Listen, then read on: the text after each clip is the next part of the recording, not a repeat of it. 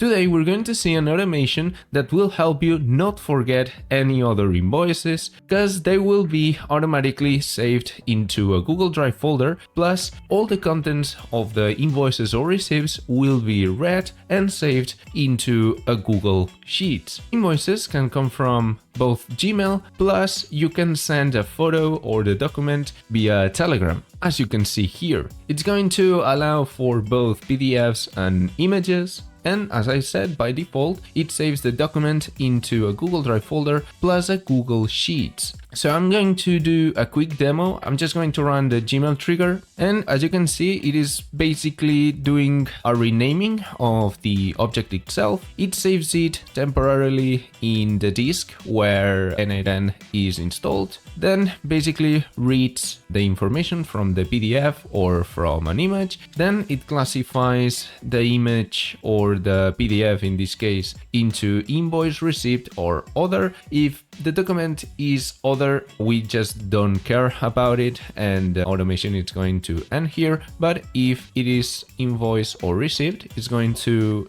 sort the information that has been extracted here, okay? And then it's basically going to load the file that we have saved here, upload the file to Google Drive, create a new row in the Google Sheet that I was talking about based on the information that comes from here, and then it's basically going to delete the file that we have loaded. Okay, the template is going to be available to download in the school community down below. Just come here and download this .json file. Import the template by just clicking here, import from file, select the JSON that you have downloaded, and this automation is going to be imported. So first you're going to have to connect your Telegram account here, okay? You'll have to connect your Gmail account. This is a somewhat more complex process. So yeah, just go check a video on how to set up these credentials. The only thing that you should touch is here in options, add option, attachment prefix, modify this to data, and then download attachments, enable download attachments. And that's the only thing that you should be touching. But if you have downloaded the template as it is, it should be already like this. Then in the case of Gmail, it is going to filter out emails with no attachment. Basically, it's going to check whether binary data.0 exists, and if it doesn't exist, it's going to not continue the automation. Then it's going to extract the file and convert it to base64, both for triggers and also for Gmail, okay? And then it's going to convert it back to file. And why am I doing this? Just to rename the object containing the binary file, because in this case it is just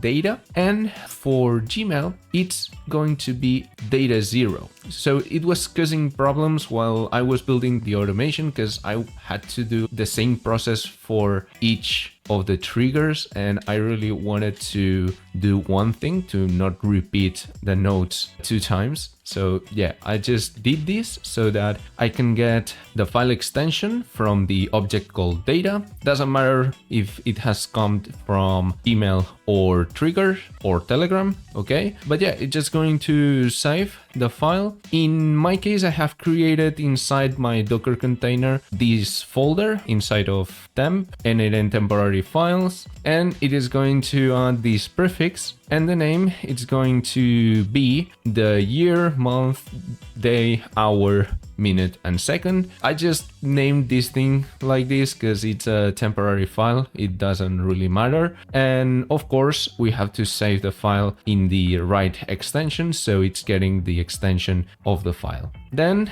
it is checking whether the file is a PDF or an image. As I've shown you before, it is taking the file extension from the object data, okay? Then we arrive at an interesting part. This is an OCR. It is Mistral OCR, but I'm not using the official API. It is completely self-hosted, okay? You'll have the Mistral OCR API that you can download and the installation guide that I'm going to show you now here, just to allow you to copy paste the commands. So first you'll have to connect via SSH to your Linux server. In my case, it's an Ubuntu server. You can also do this into a Windows PC and Mac PC, but I would advise you to copy this guide that you can download and paste it into ChatGPT or the LLM that you want to use, just so that it can guide you through the installation process for Windows or Mac PC. So yeah, just download the zip file that I was talking about.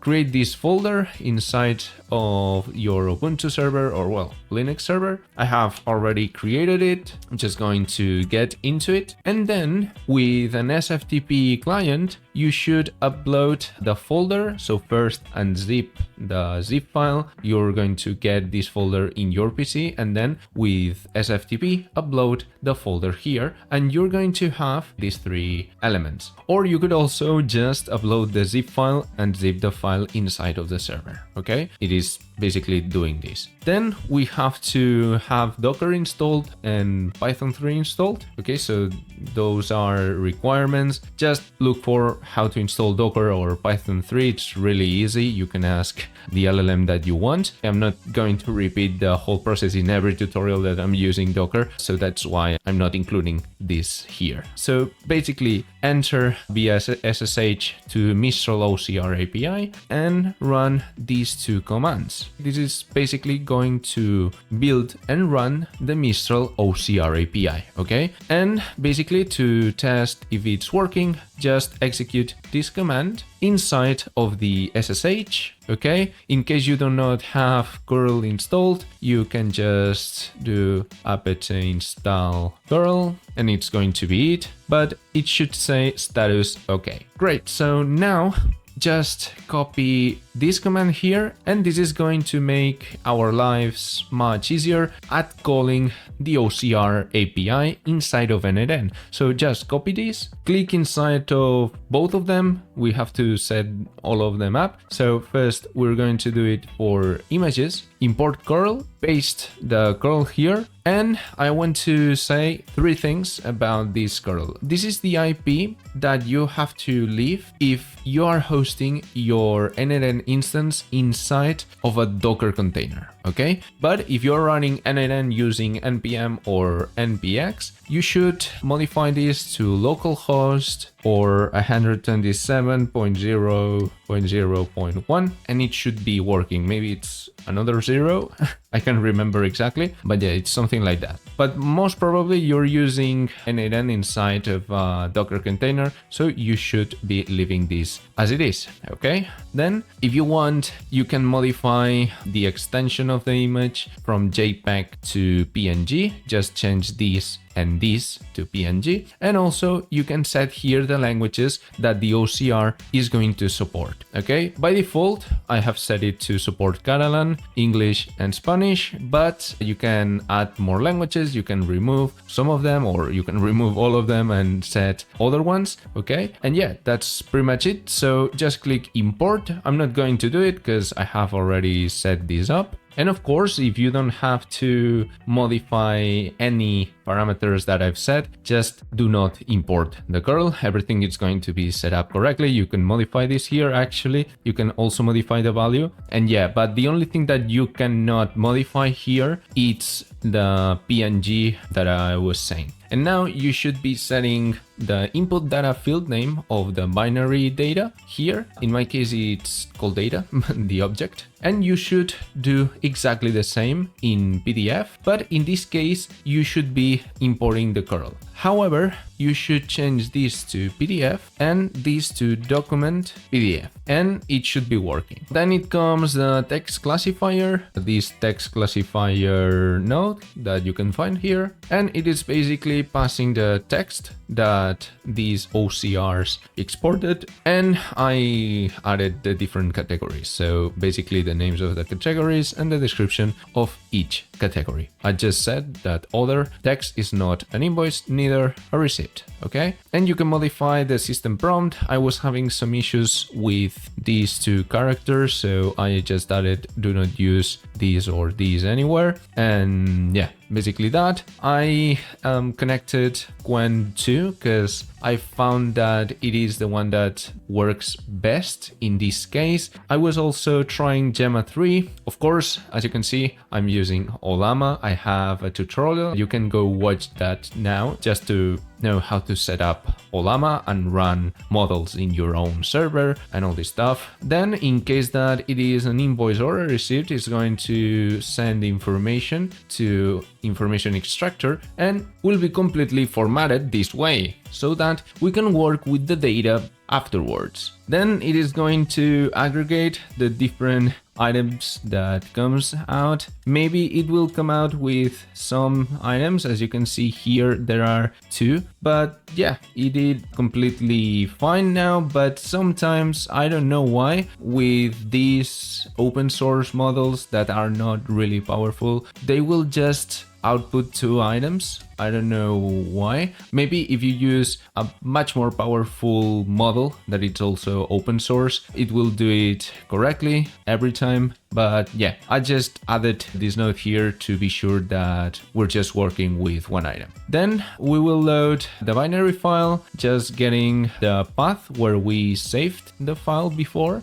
And this way we're going to get the binary itself, the binary object that it's going to be uploaded here at Google Drive folder. In this case, I've set it to April 2025, just as an example. And then it is going to basically save all the information in Google Sheets. Okay, it's going to save the name of the company, the amount that was paid, the currency, the document type, whether it is an invoice or not, then the month, the description, and the number ID. And in the end, it's going to remove the file that was saved in the disk. So it's going to be pretty much it. You can plug in other functionalities, as I've said, such as connect another Google Sheets where you export the bank transactions, and then you can basically link the transactions with the invoices that we have saved now. And yeah, there can be a lot of functionalities that you can add. I'm definitely going to continue building on this, and I'm probably going to do another video in a couple of months with a much more complex automation that it's going to do bank conciliation and other stuff. So yeah, that's pretty much it. See you on the next one.